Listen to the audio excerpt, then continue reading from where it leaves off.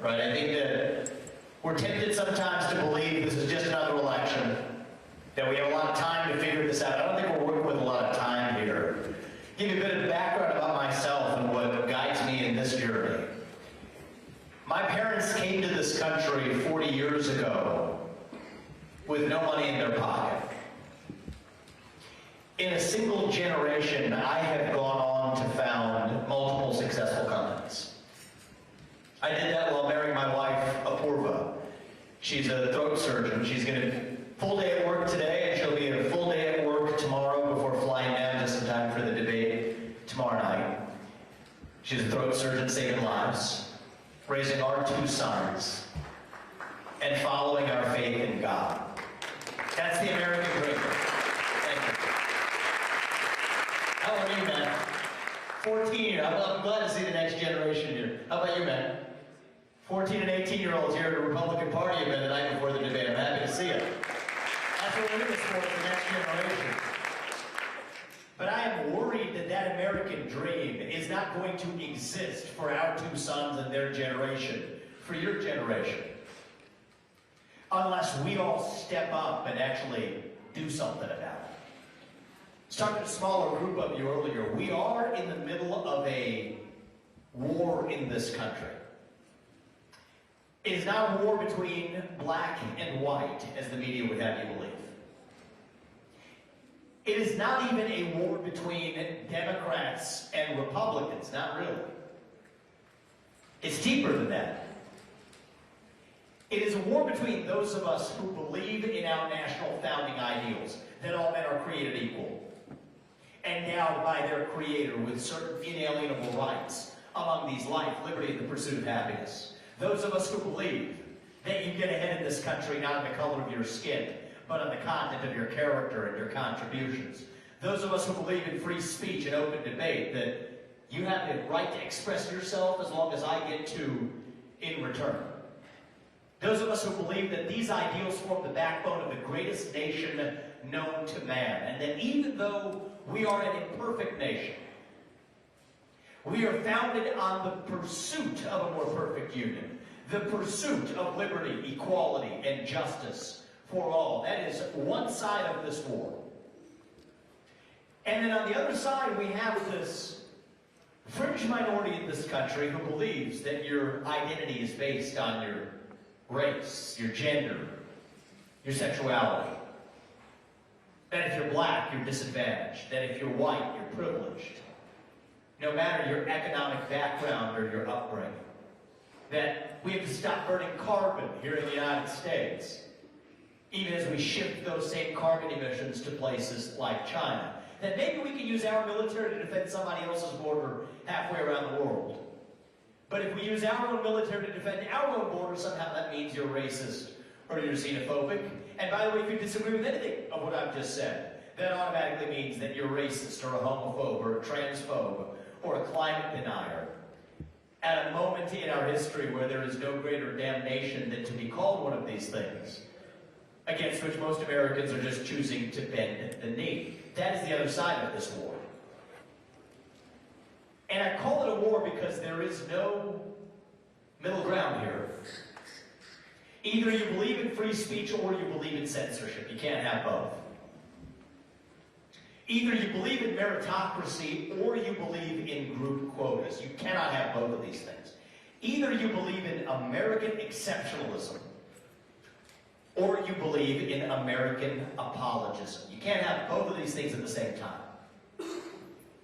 And I think right now, what this country calls for, it's what we're having the debate for tomorrow night after all. We have a decision to make. I think this country requires a commander-in-chief, now more than ever, who knows that we're in a war. You can't win a war unless you know that you're in one. Who understands that we're not working with a lot of time here. And you know what, if you're out of college, a few years ahead of that, my older son is in high school before we get this right, I don't think we have a country left. I think we're working with a short amount of time here. And I think we require a commander-in-chief who can't be captured by special interests along the way, but especially above all a commander-in-chief from the next generation. Somebody with fresh legs, to reach and lead the next generation of Americans. That's what this moment calls for. Young people in this country, and I'll use our time here to speak about this. We're going to cover a lot of ground tomorrow night. But I'll maybe start with the topic that I don't think we're likely to get to, which is the state of the next generation of young Americans. I think this is the most dire challenge that we actually face. I mean, I'll tell you, when we leave office in January 2033, after 2 terms, if you all put us there, there's a lot that I want to tell you, thank you, that I will tell you that we did. Shut down the deep state, reduce the size of the federal bureaucracy by 75%, grow this economy as a result, declare independence from China, secure our border, keep us out of World War III. There's a whole litany. We're talking about those things tomorrow night.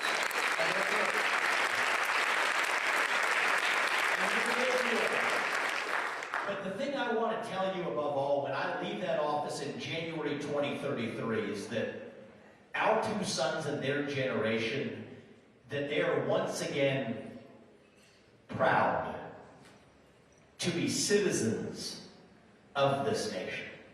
We have a crisis of national pride in this country today. 60% of young Americans say they would sooner give up their right to vote than to give up their access to TikTok. I'm not making that up. There's a dire state of national emergency. 25% recruitment crisis in our own U.S. military. Less than 16% of Gen Z says they're proud to be American. What the heck is actually going on right now? I'll tell you what I think is happening in this country. Get to the root cause. We are hungry for purpose and meaning. My generation. I'm 38 years old. I'm the youngest person ever to run for U.S. president as a Republican. I'll be the youngest president ever elected if you all put me there to serve you. Our generation, we are starved for a cause, for purpose and meaning and identity. At a time in our history when the things that used to fill that void in our hearts, faith, patriotism, hard work, family, these things have disappeared. And that leaves a moral vacuum, a black hole in its wake. And when you have a black hole that runs that deep, that's when the poison fills the void. It almost doesn't matter what the poison is, actually. I've learned this. Sometimes I'm obsessed over it too much at times. Which one is it? Wokeism, transgenderism, climatism, COVIDism, globalism, Zelenskyism, on a given day, depression, anxiety, fentanyl, suicide. It is not an accident that we see the rise of these same poisons at the exact same time. You think that's a coincidence? It's not. It is a symptom of that deeper void of purpose and meaning. And for a long time, we as a Republican Party, see, think about me in this is, maybe we'll do some of this tomorrow night too, but I'm very critical of Democrats. I'm very critical of the mainstream media. I'm also very critical of the Republican Party. We're not going to level up unless we look ourselves in the mirror and ask ourselves where we've fallen short. This is why I'm in this race. Is for a long time, we as a Republican Party, we've grown lazy, just criticizing the vision of the other side. The left is very good at this. They will fill that vacuum with their vision of race, gender, sexuality, climate. And here we are sitting around and throwing our hands in the air, pointing out what's wrong with that vision. Without offering an alternative vision of our own, of what we actually stand for. Individual, family, nation, God. That beats race, gender, sexuality, and climate if we have the courage to actually stand for something. For a long time, we as a party, we have been running from something. But now is our moment to actually start running to something. To our vision of what it means to be an American today. About 10 minutes ago, met Hirsch, is standing right there. Became an American citizen about 2 weeks ago. I'm going to give him a round of applause.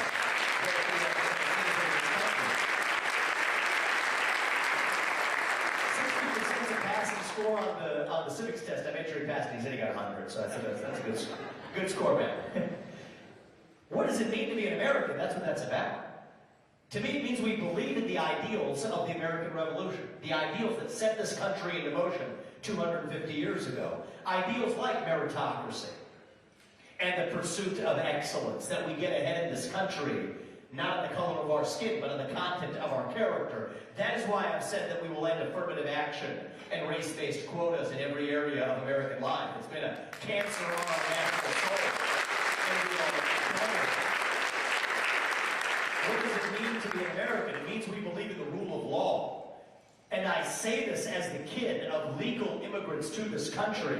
That means your first act of entering this country cannot break the law, which is why we will use our own military to secure our own southern border. And on the border is very important.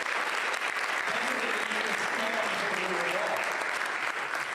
What does it mean to be American? It means we the people create a government that is accountable to us, not the other way around. That means the people who we elect to run the government ought to be the ones who actually run the government. How about that one? Not this managerial bureaucracy in those three-letter agencies that run the show today. So, you know what? If I can't be your next president for more than 8 years, then neither should any of those federal bureaucrats reporting into me either. 8 years term limits for the bureaucracy. Instead of civil service departments. Shut down government agencies that should not exist. From the FBI to the ATF to the CDC to the U.S. Department of Education. We have to be willing to get in there and shut them down. That's how you revive a constitutional republic. What does it mean to live in this republic? That every citizen's voice counts equally, that every citizen's vote gets counted equally at the ballot box. That means elections that we can trust and believe in this country. Single-day voting on Election Day as a national holiday with paper ballots and government-issued voter ID to cast the voter ballot against English as the sole language on the ballot. These are not black ideas or white ideas. These are not even really Democrat ideas or Republican ideas. Not really, they shouldn't be. These are fundamentally American ideals that we fought a revolution to secure in this country. And I believe deep in my heart that those ideals still exist. I am running for president to revive them. E pluribus unum means from many, one. But that's what we've lost in this country. We've lost that sense. Our generation, we were taught to celebrate our diversity and our differences so much that we forgot all of the ways we're really the same as Americans. And here's how we're going to get that back. It's going to be by all of us, not just me. It's going to be by all of us starting to speak the truth in the open again. Stand for the truth. Speak our minds without fear. There's a culture of fear that has spread across this country like an epidemic. Fear of losing your job. Fear of your kids getting a bad grade in school. Fear of becoming an outcast in your own community. And that culture of fear has replaced our culture of free speech in the United States. Let me tell you something. If you want to know how well we're doing as a country, there's a lot of metrics they'll throw at you. Is it the number of green pieces of paper in our bank account? I don't think so. Is it the number of ballots we cast every November? That's just the final act at the end of a process. If you want to know the best measure of our country's health, is the percentage of people who feel free to say what they actually think in public.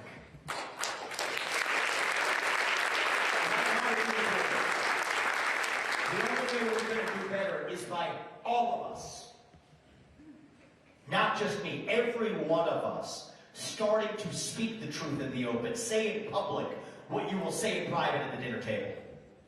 Say it with a spine. Say it with conviction. Say it with respect. But part of respect is that you respect your neighbor enough to tell him what you actually think. That is what we're doing in this campaign. That is what this campaign is about. That's what tomorrow night's going to be about. I say some things that get me in trouble with the establishment from time to time. Probably going to continue with that tomorrow night. We'll see. But that's what this campaign is about. Speaking the truth, not just when it's easy, but when it's hard. Speaking the truth, not just to the other side, but to our own tribe and our own party right here in the Republican Party. The things I say are controversial not because they are false, but because they are true. God is real. There are two genders. Fossil fuels are a requirement for human prosperity. Reverse racism is racism. An open border is not a border. Parents determine the education of their children. The nuclear family is the greatest form of governance known to mankind. Capitalism lifts us up from poverty. There are 3 branches of government in the United States, not 4. And the U.S. Constitution, it is the strongest and greatest guarantor of freedom in human history. That is the truth. We fight to create truth. We stand up for the truth. That is what won us the American Revolution. That is what reunited us after the Civil War. That is what won us 2 world wars and the Cold War. That is what still gives hope to the free world. And if we can revive that dream over group identity and victimhood and grievance, then nobody in the world, not a nation, not a corporation, not a virus, not China, is going to defeat us. That is what American exceptionalism is all about. That is what we're going to revive to save this great country. Thank you all for having me, guys.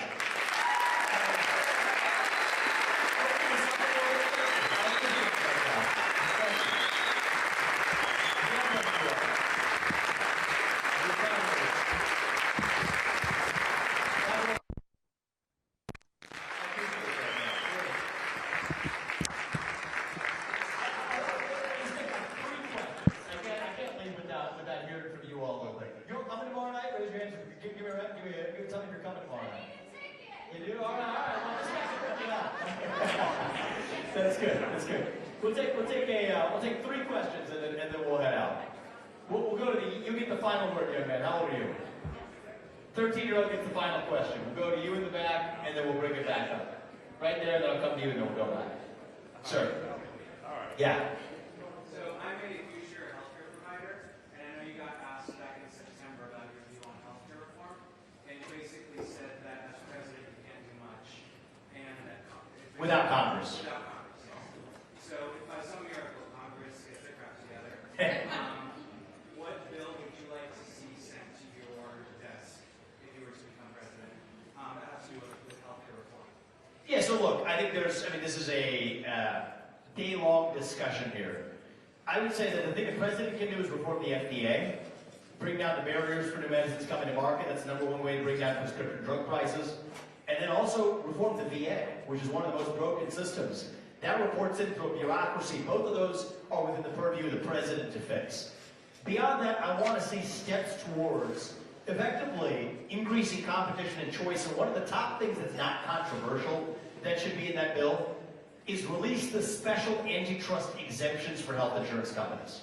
It's a special piece of crony capitalism built into the law. That brings true competition to the health insurance marketplace, which is missing today.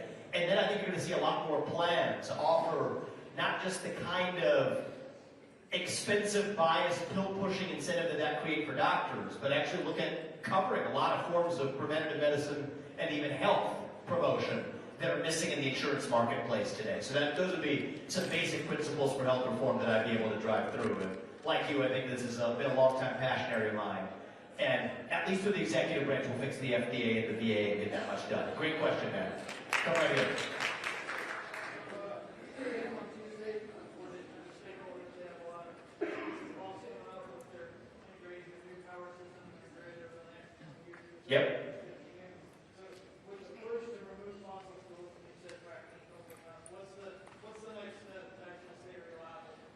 Yeah, I mean, somebody gave me a pin earlier today. I didn't have to convince me twice to put it on. It's I love fossil fuels is the second pin I'm wearing right now.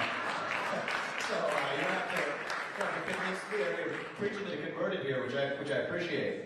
I think a lot of this can be fixed through the executive branch. It's not like Congress has actually banned drilling and fracking. It's all being done through the back door. The good news is the next U.S. president stripped those regulations of the EPA and the Department of Interior and otherwise so we can drill, frack, burn coal, embrace nuclear energy to the fullest extent possible in this country. It's also the #1 way we buy down our national debt without having to make cuts to Social Security and Medicare to do it. So, great question. Cut the regulations in 3-letter agencies. That's really what's holding back fossil fuels in this country. Unleash that. That's the first step to growing the economy. 2 more questions and then we'll wrap. Sir, right there. You? Yep. Yeah, Ronald Reagan was the great communicator, and if he were here, he would probably agree with your policies 98%. But he was able to bridge the gap, and he was super likable. Is there any way you can, and part of your, I think your issues in the polls is the likability factor, the prickly factor. Is there any way you can incorporate some of Ronald Reagan's plays into your playbook? I appreciate that. I mean, I think that, here's what I believe. There's a time and place for everything. I think it's probably been the #1 lesson in the book of Ecclesiastes, right? There's a time for Solomon, there's a time for David. There's a time for fighting, there's a time for unity. And I think there's a time for mercy and there's a time for justice. And so I think the true mark of a good leader is somebody who's able to understand what the moment is and to be able to bring that. I've done probably more podcasts than I think more presidential candidates in history combined. Most because podcasts are recent, so that's unfair to the guys who came before. Are you a podcast listener, sir? Yes. Good. So that's, I think, a format where we're able to offer 3 dimensions. But I do think that it's also important to know that we have a president in office who is going to speak the truth in an unvarnished way. Not just when it's easy, but when it's hard. And sometimes that truth makes us uncomfortable. I think that's a hard fact. If you want somebody who is going to shut down the deep state, really face down the corruption end and speak truth to power, then vote for somebody who's going to speak the truth to you. There's an old saying that says if you care about somebody, you tell them the truth. If you care about yourself, you tell them what they want to hear. I'm not telling people what they want to hear.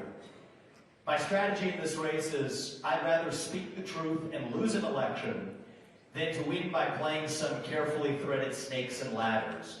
But my goal is really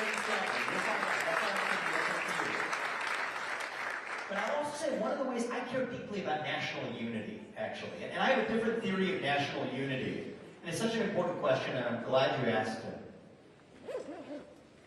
I differ from a lot of the other Republicans on how I think we're going to unite this country. I think a lot of good people believe the way we're going to do this is to show up in the middle, at the 50-yard line, to use a football analogy, we're in Alabama. And then, you know, hold hands. Get people from 30-yard line at one side, show up in the middle, hold hands, sing Kumbaya, call it a day, and say we've united the country. I don't think that's how we're going to do this. I think that moment is long past if it ever existed. I think the way we're going to unite this country is actually by embracing the radicalism, dare I say it, the extremism of the American ideals that the country was founded on. The idea that you get to speak your mind openly as long as I get to in return, that is a radical idea. For most of our history, it was done the other way. The idea that every citizen's voice and vote counts equally in a democratic constitutional republic. That's a crazy idea. In old world Europe, they would laugh at this. So those are extreme ideas, but those radical ideas are what unites. The idea enshrined in the Second Amendment. The idea that the role of an armed people is to keep a government at bay. That's an uncomfortable idea, but I think we're going to unite this country actually by seeing that those shared ideals still unite all of us. I believe they do, but we're not going to do it by hiding from the radicalism of those ideals. I think we're going to do it by embracing those ideals. But without that, without that common thread that unites us. I mean, I'm looking around this room tonight, right? What do I see? I see a number of different shades of melon. I brought one of them. Right? I see, different genders. Two, to be precise. But I see that. And that's great. We're diverse. Right? We're diverse. But so what unless there's something greater that unites us across that diversity? Without that, we're really just a different looking group of two-legged higher mammals with a bunch of different shades of melanin, walk in some geographic space that we call a country, doing what our iPhones tell us to do on a given day. That's not a country, right?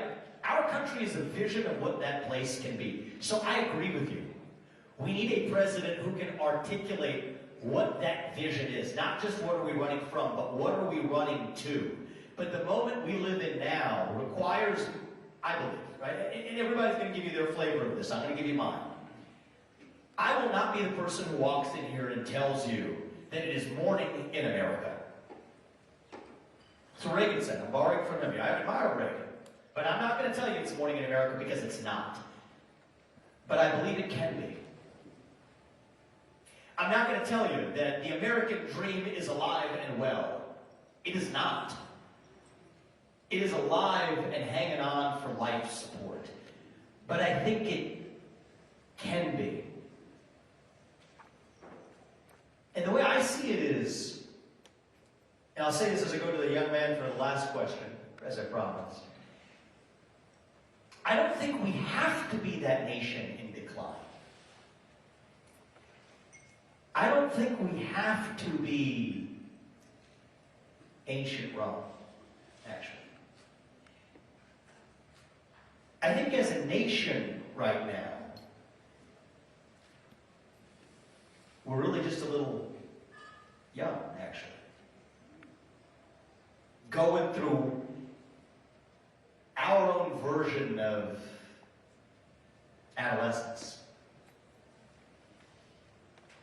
Figuring out who we're going to be when we grow up. And when you view it that way, it makes sense again, actually. To me, it does. When you go through that adolescence, you go through that identity crisis. You lose your way a little bit. You do some stupid things. I don't know about you, but I did. Most of us probably did.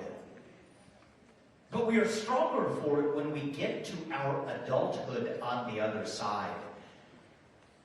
So no, I don't think we have to be that nation in decline. You're right. I think we can still yet be a nation in our ascent. Maybe even the early stages of our ascent. Maybe we're not even at base camp. On our way to still that shining city on a hill. That country where we will look our kids in the eye and tell them and mean it that the United States of America is still the nation. Where no matter who you are, or where your parents came from, or what your skin color is, or how long your last name is, in my kid's case, that you will get ahead in this country with your own hard work,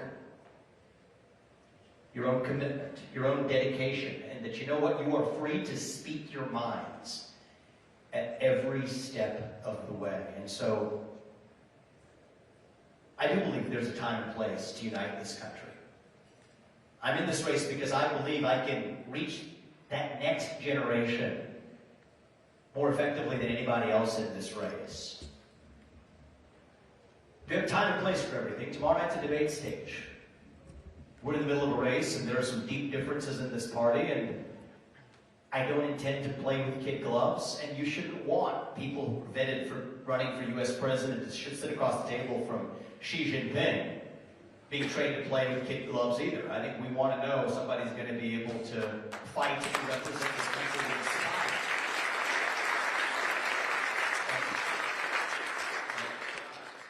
But that doesn't mean that's the only mode we want a leader. And I appreciate your comment, and I'm answering about as candidly back as you asked that question, which I appreciate. Thank you, my man. Thank you. the final word to the young man, as I promised. So, you gave the microphone. Let everybody hear what you have to say. Come on up here. You're right here. What's your name? I'm Noah. Yeah. So I'm wondering, what would your advice be for a kid growing up in school and a society that is just extremely pushing wokeism as mandatory? Well, I got two things for you. Thank you, man. I appreciate that. I'm glad to be here. I'd say two things. One is we're going to divide up some responsibilities. All right. So some of it's going to be on me, and some of it's going to be on you. I think the part that's on me, on us, really, is a lot of what we're seeing across our educational system and across the economy is downright illegal. It's a violation of actually Title VII of the Civil Rights Act. I wrote this in my first book, Wokeism, where you can't discriminate on the basis of religion in this country, but that means that an employer can't force an employee, even a teacher, to bow down to that employer's religion. I think much of what we see in modern wokeism across our schools undoubtedly meets the Supreme Court's test for what counts as a religion. Well, if that's the case, certain words you can't say, clothes you can't wear, apologies you must recite, excommunication procedures, that's what cancel culture is all about. That means we're seeing a widespread civil rights violation in this country. And my view is, if you can't be fired for being a particular race or gender or sexuality or whatever, you shouldn't be able to be fired or punished for expressing a particular set of beliefs either. We got to apply those standards even-handedly, and that's not your fault. That's the fault of a generation that came before you that has failed to apply those rules even-handedly. So there's a role for, I think, the government to play to make sure that our existing laws are applied even-handedly, and to play our role in shutting down the U.S. Department of Education, which is the head of the snake, foisting that local agenda. Using our taxpayer money to do it. So that's on us. But I also think that I'm going to ask you to play a role in this as well. It's not going to, you can't expect someone to come from on high in the White House to save us. Our politics doesn't work that way. If we are going to be saved, it is going to be because we save ourselves. Parents, teachers, pastors, coaches, business leaders, teenagers in this country, each doing their part as well. So I'll give you two things to do. When you find yourself in a room, right? You can complain about the spread of wokeism and it's a censorious culture, but when you find yourself in a room and you believe that you are the only person who believes what you do, you have an obligation, now more than ever, to stand up and say it. And I'll give you a commitment. I won't be around when this happens, but I can say this 99% of the time. When you do that right now, you will find that you were actually not the only person in that room who believed what you did. And I think that one of the things you can maybe spread amongst your peers, I can sense your energy and your courage in asking a question here tonight at the age of 13, is remember, we use this, I used this word earlier today. We use it a lot. We bandy it around a lot. I do. I did that plenty until somebody asked me a question. It's a young person, a little older than you, but a young person asked me this. I talk a lot about meritocracy and merit. There was a high school senior who asked me, what does merit mean?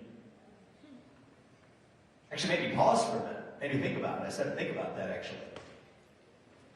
To me, what merit means isn't what I used to say, which is that no matter who you are or where your parents came from, you can achieve anything you want with your own hard work and commitment and dedication. I say that. But let's get more specific.